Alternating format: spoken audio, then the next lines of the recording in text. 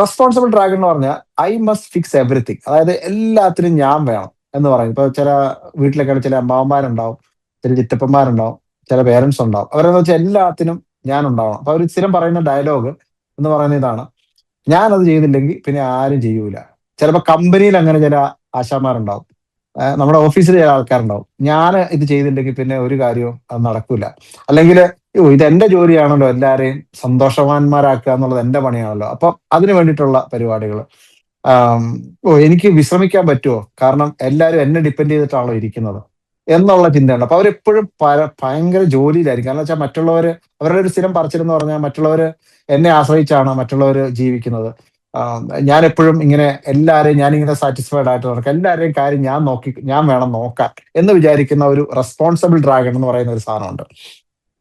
അപ്പൊ ഇത് വരുന്നത് എന്താന്ന് വെച്ച് കഴിഞ്ഞാല്, നമ്മളൊരു ചെറുപ്പത്തിലെ തന്നെ ഒരു കെയർ ടേക്കിംഗ് റോൾ എടുത്തിട്ടുള്ള കുട്ടികൾക്കാണ് ഇത് വരുന്നത്. അതായത് കെയർ ടേക്കിംഗ് വെച്ച് ചെറുപ്പത്തിലെ തന്നെ അവരുടെ സിബ്ലിങ്സിന്റെ കാര്യവും അവരുടെ മറ്റുള്ളവരുടെ കാര്യവും ഒക്കെ ചെറുപ്പത്തിലെ തന്നെ നോക്കി വളർത്തി അവര് എല്ലാ കാര്യവും കൃത്യമായിട്ട് നോക്കണം, അല്ലെങ്കിൽ പ്രൊട്ടക്ട് ചെയ്യണം. അവരുടെ ഈ സിബ്ലിങ്സിനെ അവർക്ക് സംരക്ഷിക്കണം.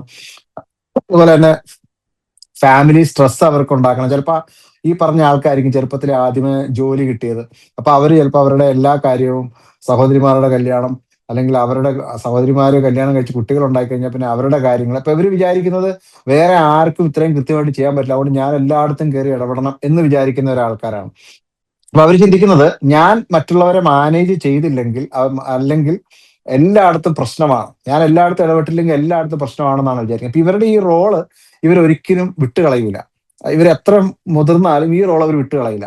അപ്പൊ ഇതെന്താന്ന് വെച്ചാൽ ഇത് മിക്കവാറും കുടുംബത്തിൽ എപ്പോഴും പ്രശ്നം ഉണ്ടാക്കും. കാരണം വെച്ച് കഴിഞ്ഞാല് ഒന്നാമത് ഇവരെല്ലാ കാര്യത്തിലും കയറി ഇങ്ങനെ ഇടപെട്ട് നടക്കും എന്നുള്ളതാണ് അവരുടെ ഒരു പ്രത്യേകത എന്ന് പറയുന്നത്. അപ്പൊ ഇത് വെച്ചാൽ ഇവര് നമ്മൾ ചെറുപ്പത്തിലെ തന്നെ ഏർലി കെയർ ടേക്കർ ആയതുകൊണ്ടാണ് അങ്ങനെ ഒരു സാധനം സംഭവിക്കുന്നത്. അപ്പൊ അതുപോലെ തന്നെ മറ്റുള്ളവരുടെ പ്രശ്നങ്ങളും നമ്മൾ ഏറ്റെടുക്കുകയാണ്. അത് ചെയ്തില്ലെങ്കിൽ, ഞാനത് ഇടപെട്ടില്ലെങ്കിൽ അവരുടെ പ്രശ്നം നടക്കില്ല. ഇപ്പൊ പിന്നെ ഒരു കല്യാണം കഴിഞ്ഞു, ആ വീട്ടിലൊരു പ്രശ്നം നടന്നു, ഉടനെ ഇയാൾ കയറി ഇടപെടും. കാരണം വെച്ചാൽ അവിടെ ഞാൻ ഇടപെട്ടില്ലെങ്കിൽ അവിടെ ഒരു ഡിവോഴ്സ് നടക്കും, അപ്പൊ ആ ഡിവോഴ്സ് ഒഴിവാകണം, ഞാൻ ഇടപെടണം എന്ന തരത്തിൽ എല്ലായിടത്തും കയറി ഇടപെടുന്ന ഒരു ആൾക്കാരാണ് ഈ റെസ്പോൺസിബിൾ ഡ്രാഗൺ എന്ന് പറയുന്ന ഒരു സാധനം.